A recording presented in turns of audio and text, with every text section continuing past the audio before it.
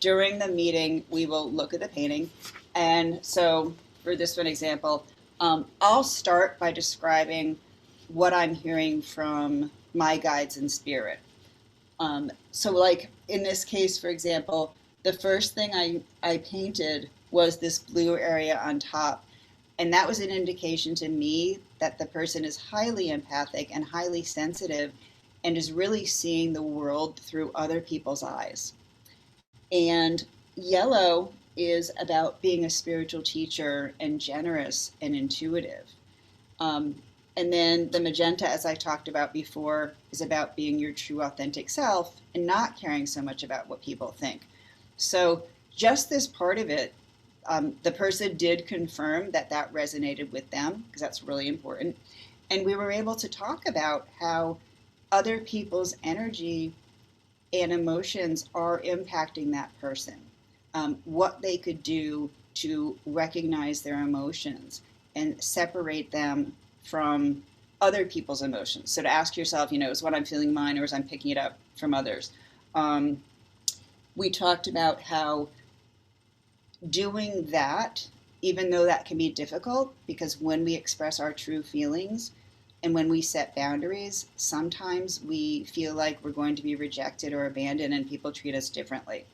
But we talked about the fact that when you are true to yourself, you become a spiritual teacher for everyone around you. And even though that lesson might be difficult, it's very important.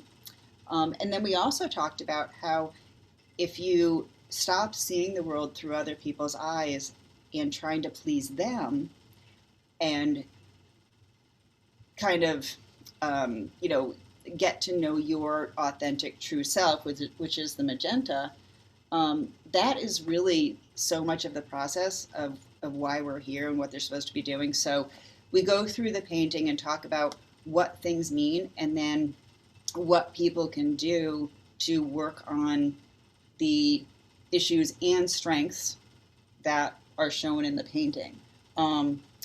So orange, this is the fifth chakra. The fifth chakra is about expression. And orange is often about courage and independence. So spirit is saying you have the courage to express yourself and do what you need to do and say what you need to say. And you may not feel like you have the courage, but this is showing that you do. And then the three red dots under there, red is often about anxiety, fear, anger.